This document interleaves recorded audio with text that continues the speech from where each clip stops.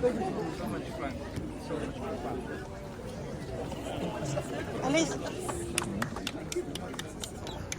Yan talaga.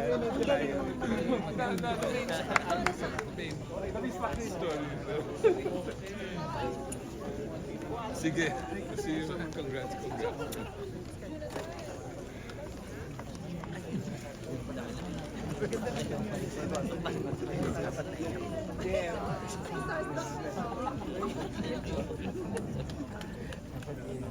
Bakit mo naisip na gawing singer's earman?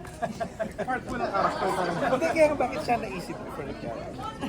Ano lang?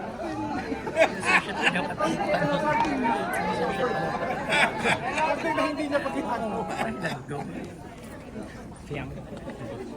Congrats, Direk. Ang ganda-ganda. So, namin.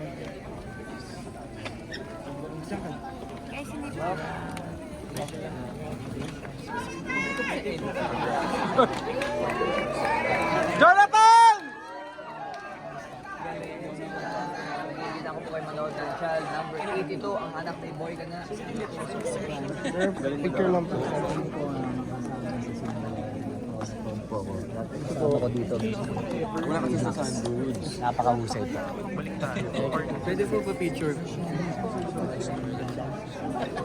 JM, kamusta after second time watching with the crowd na sobrang ang galing? Nandito pa rin siya. Ang galing. Ang ganda ng final out. Yeah. And na-feel mo rin ba na pwede kang manalong best actor? Kasi hindi, ang galing mo talaga. As in, promise, swear. Tropeo na to, na nakapag-Sinimalaya ko, promise, na sila yung nag-start ng career ko. Tropeo na to, medalya. Kung pala rin man, well, I guess bonus na lang yun. Kasi malaking karangalan na sa akin. Nakapagsimula ako ng career ko sa Sinimalaya. And for you, what's next after Boy Ka Na or Child Number 82? Magsusunod-sunod ba like, asan ba namin na magkaka-comedy ka ulit? Dahil galing. I guess, babalik na, babalik tayo sa mainstream. But that doesn't mean naman na hindi na ako babalik sa indie. Hindi ako, never ako tatamarin. So you're open to doing independent films pa? Dito ko na-feel yung art, bakit hindi ko babalikan? Ano bang klase pang role yung gusto mong magawa aside from comedy? Na like sa mga independent films kasi iba-iba yung mga... Any role, ang sarap lang kasi gumawa ng pelikula na may suntok. You know what I mean? Yung may buga, may sipa. At dito lang yun, nandito lang yun sa side na sa mundo ng indie. So, hoping ako na magkaroon pa ako ng mga ganitong klase ng career. And anong gusto mo makuha ng viewers after watching Child Number 82? Maraming aral. Gusto ko makuha niya lahat ng aral na nandito sa pelikula. Meron sa tungkol sa father and son, sa POV ng pagiging solo parent ng isang ina, sa mga parte ng community, meron din, and ultimo sa mga fanatic, sa POV ng mga fanatic na din. So gusto ko maintindihan Totoo, nila. grabe. Diba? Ang dami Sobrang kasi. meaningful. And nabanggit mo na rin kasi kay ni Fiang. So what's next sa inyo ni Fiang? Aside from yung ghosting, next sa inyo ni Fiang project? Since yung ghosting, diba, magkakaroon ng part 2. Ayun, maaabangan nyo rin kami dito sa MMFF sa Shake, Rattle and Roll. And marami pa, hindi pa lang pwedeng i-announce. Hindi pa pwede. Ayan. So yeah, invite everyone na lang to watch Ghosting. Sorry, yeah. Isa yan sa mga hindi pa po nakapanood. Maaari nyo na po panoorin yung Child Number 82, anak ni Boy Ka Na, sa Sinimalaya 2095. And of course, supportahan nyo na rin po ang buong lineup ng Sinimalaya this season. Sorry guys. Congratulations again, JM.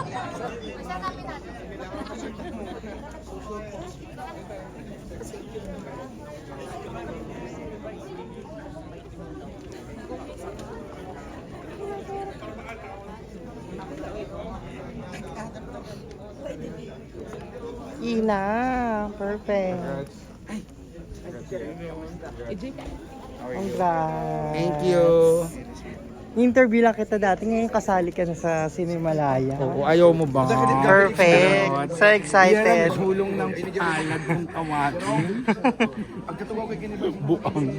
Congrats, JM. Kamusta so far? Dami mo ng screening na panood and this one. Pangalawa pa lang to. Ah, Ayun, kinakabahan ko rin ako until now kahit nakamit ng buong final out. Dito.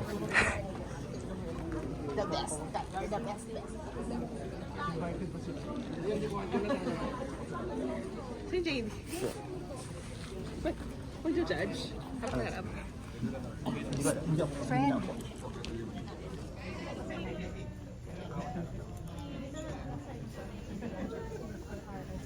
Sa RFP pa.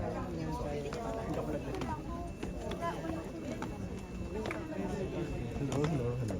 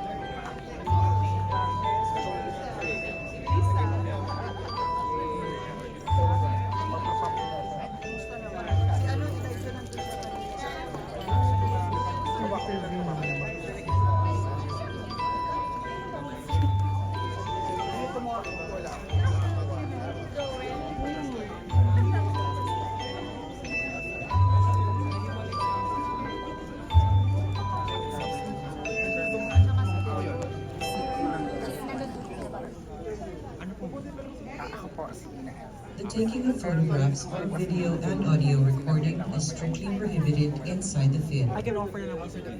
Mahigpit pong pinagbabawal ang paggamit ng camera o anumang uri ng video at audio recording equipment sa loob ng tanghali.